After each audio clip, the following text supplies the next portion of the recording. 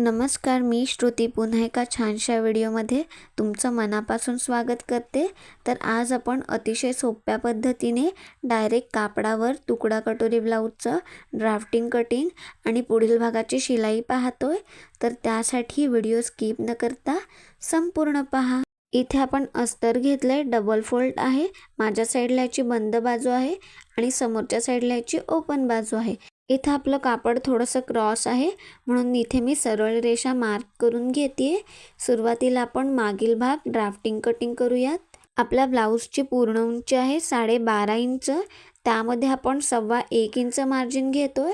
कमरेच्या बाजूने आपण एकदा बितपत शिलाई करत असतो आणि शोल्डरच्या इथे आपल्याला डबल शिलाई करायची असते म्हणून इथे आपण 1.25 इंच मार्जिन घेतलंय। तुम्ही जर शोल्डर फक्त आतल्या साईडने शिलाई करत असाल तर 1 इंच मार्जिन घेतलं तरी सुद्धा चालेल। इथे आपण खालच्या साईडने सरळ टेप ठेवून 14.5 इंचाला मार्क करून इथे शोल्डरची सरळ रेषा ड्रॉ करून घेतली। आता मागील गळा डीप नेक आहे, त्यानुसार शोल्डर घेतोय आपण 4.5 इंच। तिथूनच खालच्या साईडला मुंढा खोलीसाठी 5.25 इंचाला मार्क करतोय। पुन्हा बंद बाजूकडून 5.25 इंचाला मार्क करून हे पॉइंट्स जोडत इथे हा बॉक्स ड्रॉ करून घेतोय।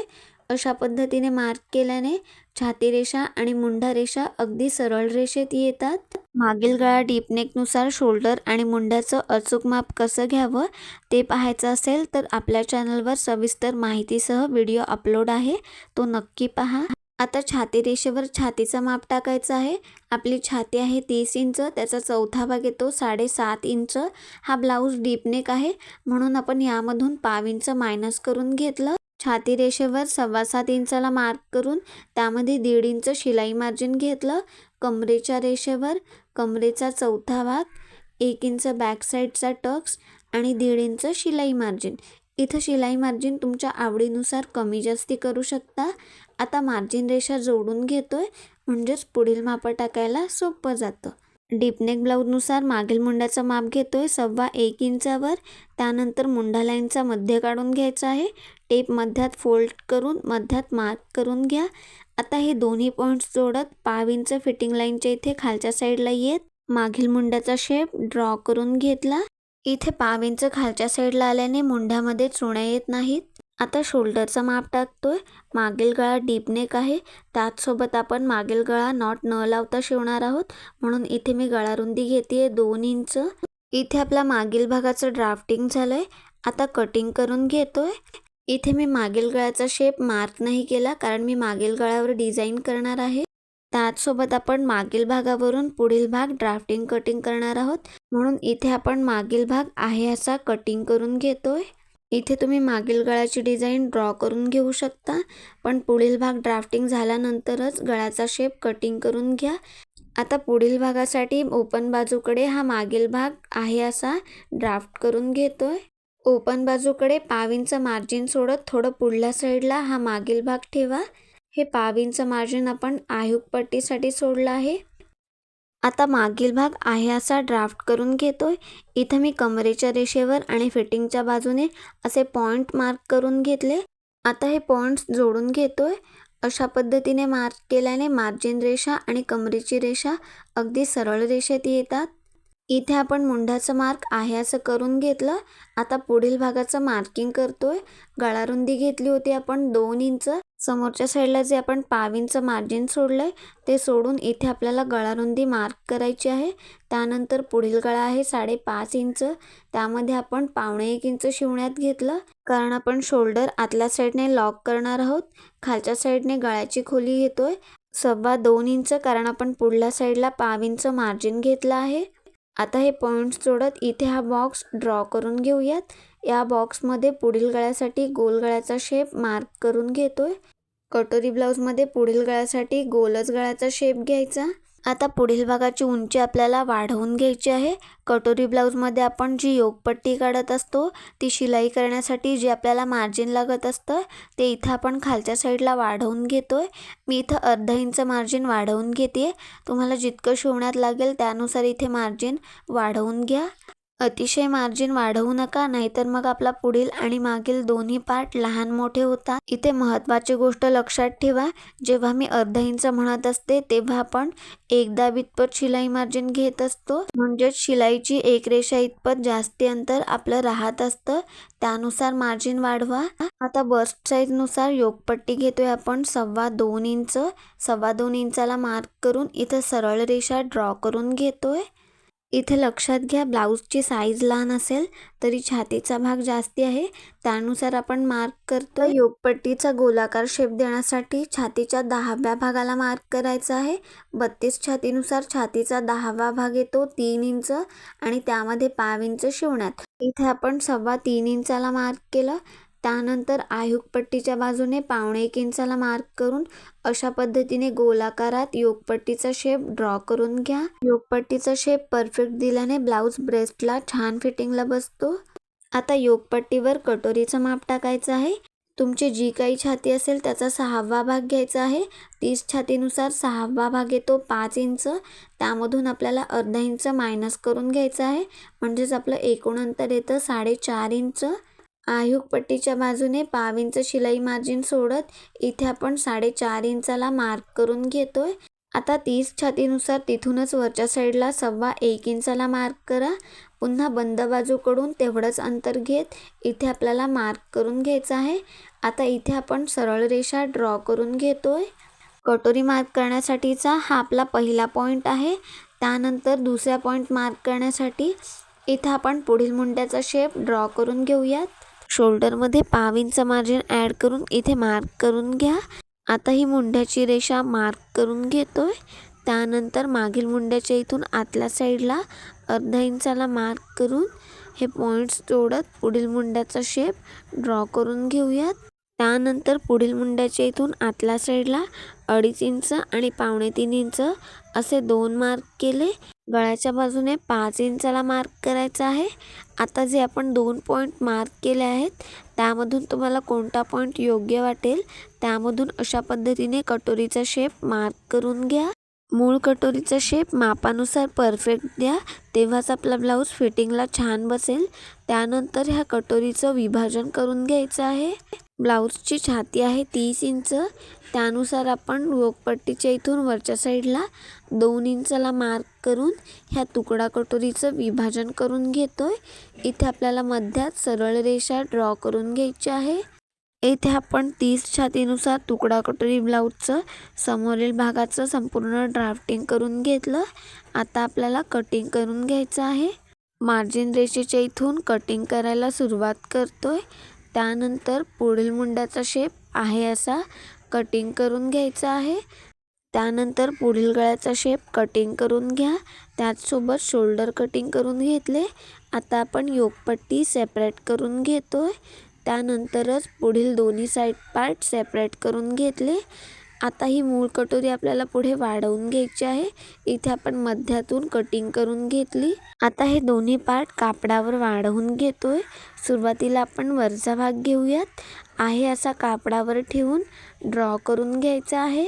मूळ कटोरीचा जो सरळ भाग आहे तिथे आपण मार्क करून घेतोय आणि जो गोलाकारात भाग आहे तो आहे असा ड्रॉ करून घेतला. त्यानंतर हे पॉईंट्स जोडून घ्या, त्यामुळे कटोरीचा शेप आहे असा येतो. आता ही तुकडा कटोरी आपण दोन्ही बाजूने 1 इंचाने वाढवून घेतोय. दोन्ही बाजूला 1 इंचापर्यंत अशी सरळ रेषा ड्रॉ करून घ्या. आता ह्या रेषेचा मध्य काढायचा आहे. टेप मध्यात फोल्ड करून मार्क करून घेतलं. तिथूनच खालच्या साईडला 1 इंचाला मार्क करून घेतलं. कटोरीचा गोलाकारात शेप देण्यासाठी इथे आपण हा टक्स जोडून घेतोय. इथूनच खालच्या साईडला साधारण पाव इंच इतपत अंतर घेत अशा पद्धतीने कटोरीचा गोलाकारात शेप ड्रॉ करून घ्या. कटोरीचा शेप परफेक्ट येण्यासाठी इथे आपण अशा पद्धतीने मार्क केलं. आता गळ्याच्या बाजूला आयुगपट्टी जोडण्यासाठी जे पाव इंच मार्जिन लागतं ते आपण कापडावर आधीपासून घेतलं आहे, म्हणून इथे आपण डायरेक्ट गळ्याचा शेप 1 इंचाला जोडून घेतोय. त्यानंतर पुढल्या साईडला जितकं तुम्हाला शिवण्यात लागतं तेवढं अंतर वाढवून तिथून खालच्या साईडला गोलाकारात कटोरीचा शेप मार्क करून घ्या. इथे आपण अतिशय सोप्या पद्धतीने तुकडा कटोरीचा टॉप पार्ट वाढवून घेतला. आता टॉप पार्टच्या मापावरूनच बॉटमचा भाग वाढवून घ्यायचा आहे. जो खालच्या साईडचा गोलाकार शेप आहे तो इथे आपल्याला मोजून घ्यायचा आहे. पहा आपलं एकूण अंतर 7.5 इंच आलं आहे. आता तेवढ्याच मापाचा इथे आपल्याला बॉक्स ड्रॉ करून घ्यायचा आहे.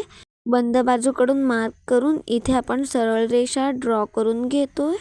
त्यानंतर तुकडा कटोरीचा जो मूळ भाग आहे तो घ्यायचा आहे. ह्याची उंची पहा 2 इंच आहे.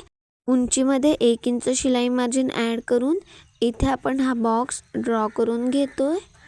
त्यानंतर टक्स मार्क करण्यासाठी ह्या लाईनचा मध्य काढायचा आहे. टेप अशा पद्धतीने ठेवून मध्यात मार्क करून घ्या. पुन्हा आपण वरच्या साईडला मार्क करून इथे सरळ रेषा ड्रॉ करून घेतोय. आता टक्स मार्क करण्यासाठी इथे आपल्याला वरच्या साईडने आतल्या साईडला 1 इंचाला मार्क करून घ्यायचा आहे. आता जिथं आपण मार्क केलंय ते दोन्ही पॉईंट्स मध्यात जोडून घेतोय. पहा पुन्हा आपल्याला वरच्या साईडला 1/2 इंच इतपत मार्जिन घेत गोलाकारात हा शेप मार्क करून घ्यायचा आहे. त्यानंतर 30 छातीनुसार टक्स घ्यायचा आहे आपल्याला 1.25 इंचाचा. 1.25 इंचाला मध्यात फोल्ड करून जे अंतर येते ते दोन्ही बाजूला आपण मार्क करून घेतोय. इथे लक्षात घ्या मी चुकून हा टक्स उलट मार्क केला आहे. जेव्हा आपण शिलाई करणार आहोत तेव्हा आपण सरळ दिशेने हा टक्स मार्क करून घेऊ. इथे आपल्या बॉटमच्या भागाचं सुद्धा ड्राफ्टिंग झालं. आता आपण हे दोन्ही भाग कटिंग करून घेतोय. जेव्हा आपण डायरेक्ट कापडावर कटिंग करत असतो तेव्हा मापं टाकत असताना लक्षात द्या, कारण जर आपलं चुकीचं माप झालं तर इथे आपलं कापड वाया जाऊ शकतं. इथे आपला तुकडा कटोरी ब्लाऊजचं पुढील भागाचं संपूर्ण ड्राफ्टिंग झालंय. आता आपण हे मेन फॅब्रिकवर कटिंग करून घेतो. इथे पहा मी मागील गळ्याचा भाग बंद बाजूकडून ठेवून घेतला आणि बाकी टॉप पार्ट मध्यात ठेवून घेतलेत. कटोरीचा शेप आपल्याला अशा पद्धतीने क्रॉस आकारात ठेवून घ्यायचा आहे. अस्तरचे भाग मेन फॅब्रिकवर कटिंग करते वेळेस 1/2 इंच इतपत मार्जिन सोडत कटिंग करा, म्हणजेच आपल्याला शिवण्यात कमी येत नाही. आता याच पद्धतीने उरलेले सगळे भाग मार्जिन सोडत कटिंग करून घेतोय. या डबल कटोरी ब्लाऊजच्या बाहीची व्हिडिओ आपण सेपरेट बनवली आहे. या ब्लाऊजसाठी आपण छानशी फुगाबाही शिलाई केली आहे. ती व्हिडिओ पाहायची असेल तर नक्की पहा. आणि जर आपल्या चॅनलवर नवीन असाल आणि तुम्हाला माझे व्हिडिओज आवडत असतील तर चॅनलला लाईक करा, शेअर करा आणि सबस्क्राईब करा. इथे पाहताय आपण ब्लाऊजचे सगळे पार्ट मार्जिन सोडत आहे असे कटिंग करून घेतले. आता आपण शिलाई पाहतोय. इथे मी कटोरीचा टॉप पार्ट घेतला आहे. बऱ्याच वेळा आपले दोन्ही भाग एकाच बाजूचे तयार होतात, त्यासाठी सोपी पद्धत पाहतोय. आपलं जे मेन फॅब्रिक आहे ते समोरच्या साईडने अशा पद्धतीने ओपन करून घ्या. आता त्यावर आपण हे अस्तरचे भाग अगदी समोरासमोर ठेवून घेतले. आता बॉटमचा पार्ट घेऊयात. याच पद्धतीने आपलं मेन फॅब्रिक आहे ते समोरच्या साईडला ओपन करून घेतोय. त्यावर आपले अस्तरचे पार्ट समोरासमोर ठेवून घेतले. आता आपण शिलाई पाहूयात. सुरुवातीला आपल्याला हे अस्तरचे पार्ट मेन फॅब्रिकला जोडून घ्यायचे आहेत. 1/2 इंच इतपत शिलाई मार्जिन घेत इथे आपण मेन फॅब्रिकला अस्तरचा भाग जोडून घेतोय. इथे व्यवस्थित पहा, जेव्हा आपल्याला कापडाची दिशा बदलायची आहे तेव्हा सुई आतल्या साईडला ठेवून मग फुटर उचलून कापडाची दिशा बदलून घ्या.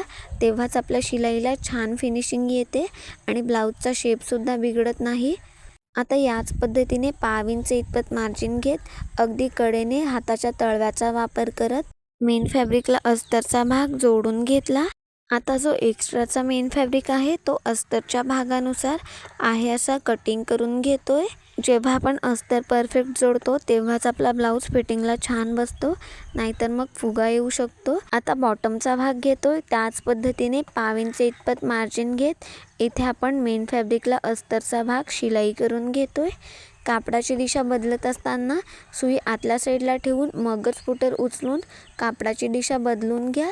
असं केल्याने आपली शिलाई खेचली जात नाही आणि शेप परफेक्ट येतो. आता जे एक्स्ट्राचा मेन फॅब्रिक आहे ते अस्तरच्या भागानुसार कटिंग करून घेतोय. याच पद्धतीने आपण दुसरे पार्टसुद्धा तयार करून घेणार आहोत. आता आपल्याला टक्स मार्क करायचा आहे. त्यापूर्वी महत्त्वाची गोष्ट लक्षात घ्या, जी आपली सरळ बाजू आहे ती बॉटमची आहे आणि जो गोलाकार भाग आहे तो आपण टॉप पार्टच्या वरच्या साईडला जोडणार आहोत. आता हा बॉटमचा भाग मध्यातून फोल्ड करून घेतला. आता बॉटमला इथे आपण टक्सचं जे अंतर घेतलं होतं ते मार्क करून घेतोय. इथून आपल्याला वरच्या साईडला अशा पद्धतीने क्रॉस आकारात हा टक्स ड्रॉ करून घेतोय। आता आपल्याला शिलाई करून घ्यायची आहे। अशाच पद्धतीने क्रॉस आकारात शिलाई करून घ्या। शिलाई लहान घ्या जेणेकरून उसवणार नाही। त्याचसोबत टक्स मार्क करत असताना डबल शिलाई करून घ्यायची असते। तिथेच कापड फिरवून टक्सवर डबल शिलाई करून घेतली। पहा आता आपले दोन्ही पार्ट इथे आपल्याला जोडून घ्यायचे आहेत। इथे आपला तुकडा कटोरीचे दोन्ही पार्ट अशा पद्धतीने एकमेकावर ठेवत एकदा बितपत शिलाई मार्जिन घेत कापड न खेचता हलक्या हाताने इथे आपण दोन्ही पार्ट जोडून घेतोय। कटोरी जोडताना नेहमी डबल शिलाई करून घ्यायची। इथे आपली सिंगल शिलाई झाल्यानंतर लगेचच त्यावर डबल शिलाई करून घेतली। पहा आपल्या कटोरीचा पफ किती छान आला आहे। आपल्या छातीची साईज लहान असेल तरी फुल बस्टनुसार आपला पफ परफेक्ट आला आहे। आता आपण साईड पार्टची शिलाई पाहतोय। आपला मेन फॅब्रिकचे दोन्ही पार्ट एकमेकाच्या समोरासमोर ठेवून घ्या। पहा त्यावर त्याच पद्धतीने अस्तरचे पार्ट आहे असे ठेवून घ्यायचे आहेत। आपल्या दोन्ही बाजू समोरासमोर येणं फार महत्त्वाचं आहे, नाहीतर मग आपले दोन्ही पार्ट एका बाजूचे तयार होतात। आता पाव इंच इतपत शिलाई मार्जिन घेत मेन फॅब्रिकवर अस्तरचा भाग शिलाई करून घेतोय। कापडाची दिशा बदलत असताना सुई आतल्या साईडला ठेवून मगच कापडाची दिशा बदला। त्याचसोबत हाताच्या तळव्याचा वापर करा। जर तुम्हाला अशा पद्धतीने शिलाई करायला जमत नसेल तर टाचण्यांचा वापर करा। अस्तरच्या ब्लाऊजमध्ये जर तुम्ही अस्तर परफेक्ट जोडलं तरच आपला ब्लाऊज फिटिंगला छान बसतो, नाहीतर मग कापडाला चुण्या येतात। आता जे एक्स्ट्राचा मेन फॅब्रिक आहे ते अस्तरच्या भागानुसार आहे असं कटिंग करून घेतोय। आता आपल्याला दोन्ही साईड पार्ट जोडून घ्यायचे आहेत। नेहमी खालच्या साईडने सुरुवात करायची। इथे तुम्ही कटोरी जोडण्यापूर्वी दोन्ही साईड पार्ट मोजून घेऊ शकता। एक्स्ट्रा असेल तर बॉटमच्या साईडने कटिंग करून घ्या। आता एकदा बितपत शिलाई मार्जिन घेत इथे आपण दोन्ही साईड पार्ट जोडून घेतोय। अगदी व्यवस्थित एकमेकावर ठेवून हलक्या हाताने खेचत इथे आपण दोन्ही साईड पार्ट शिलाई करून घेतोय। जर तुमच्या दोन्ही साईड पार्टमध्ये एक्स्ट्राचं कापड येत असेल तर ते सुरुवातीलाच बॉटमच्या साईडने कटिंग करून घ्या, कारण जर तुम्ही गळ्याच्या बाजूने कटिंग करून घेतलं तर आपल्या गळ्याचा शेप बिघडतो। ब्लाऊज शिलाई करत असताना ही महत्त्वाची गोष्ट लक्षात ठेवा। पुन्हा आपल्याला त्यावर डबल शिलाई करून घ्यायची आहे। साईड पार्ट जोडत असताना नेहमी डबल शिलाई करून घ्यायची। इथे आपण अगदी फिनिशिंगसोबत दोन्ही साईड पार्ट शिलाई करून घेतले। पहा फिनिशिंगसुद्धा खूप छान आली आहे। आता आपण योकपट्टी जोडण्याची सगळ्यात सोपी पद्धत पाहूया। आपले दोन्ही मेन फॅब्रिक समोरच्या साईडने अशा पद्धतीने ओपन करून घ्या। आता त्यावर अस्तरचे पार्ट वरच्या साईडने ठेवून घ्यायचे आहेत। इथे पहा आपल्या दोन्ही योकच्या बाजू समोरासमोर आहेत आणि आपला अस्तरचा भाग मेन फॅब्रिकच्या वरच्या साईडला आहे। आता खालच्या साईडने एकदा बितपत शिलाई मार्जिन घेत मेन फॅब्रिकवर योकपट्टी वरच्या साईडने शिलाई करून घेतोय। आता जो अस्तरचा योग आहे तो मेन फॅब्रिकच्या आतल्या साईडला पलटवून त्यावर आपल्याला दाबटीप देऊन घ्यायची आहे। अशा पद्धतीने योकपट्टीची शिलाई केल्याने इथे आपल्याला डबल योकपट्टी वापरण्याची गरज लागत नाही। त्याचसोबत फिनिशिंगसुद्धा खूप छान येते। आता अस्तरच्या आकारानुसार एक्स्ट्राचं मेन फॅब्रिक आहे ते कटिंग करून घ्या। तुमचा व्हिडिओ पाहण्यात फार वेळ जाऊ नये म्हणून इथे आपण एकाच बाजूची शिलाई पाहतोय। आता आपल्याला तयार केलेला पुढील भाग घ्यायचा आहे। आता तयार केलेल्या योकपट्टीचा जो मेन फॅब्रिकचा भाग आहे तो आपण अशा पद्धतीने खालच्या साईडने ठेवून घेतो। आता एकदा बितपत शिलाई मार्जिन घेत इथे आपल्याला शिलाई करून घ्यायची आहे। इथे व्यवस्थित पहा, जो आपला अस्तरचा योग आहे तो मी मोकळा सोडला आहे आणि जो आपला मेन फॅब्रिकचा योगचा भाग आहे साईड पार्टच्या खालच्या साईडने जोडायला सुरुवात करतोय। इथे व्यवस्थित पहा, आपल्या योगपट्टीचा जो गोलाकार शेप आहे तो आयहुक पट्टीच्या बाजूने ठेवला आहे। इथं पहा आपण सिंगल शिलाई करून घेतली। आता शोल्डरच्या इथून हा समोरील साईड पार्ट अशा पद्धतीने गोलाकारात फोल्ड करून घ्यायचा आहे। पहा आपले दोन्ही योग आहे त्याच्या मध्यात आपण हे फोल्ड केलेलं कापड ठेवलं आणि आपल्या दोन्ही योगचे दोन्ही टोक एकत्र जोडून त्यावर आता आपण टीप देऊन घेतोय। इथं आपलं समोरील भागाचं जे कापड होतं ते दोन्ही योगच्या आतल्या साईडला गेलं आहे आणि आपण ते बाहेरच्या साईडला पलटवून घेतोय। आता दोन्ही योगपट्टीच्या आतल्या साईडला जे कापड आहे ते आपण आहुक पट्टीच्या बाजूने बाहेरच्या साईडला पलटवून घेतोय। पहा अतिशय सोपी पद्धत आहे। आपल्या साईड पार्टला किती छान फिनिशिंग आली आहे। अशा पद्धतीने शिलाई केल्यामुळे आपली जी योगपट्टीची शिलाई आहे ती आतल्या साईडला झाकली जाते, त्यामुळे आपल्या साईड पार्टला छान फिनिशिंग येते। इथे आपला साईड पार्टची शिलाई पूर्ण झाली आहे। व्हिडिओ संपूर्ण पाहिल्याबद्दल मनापासून धन्यवाद।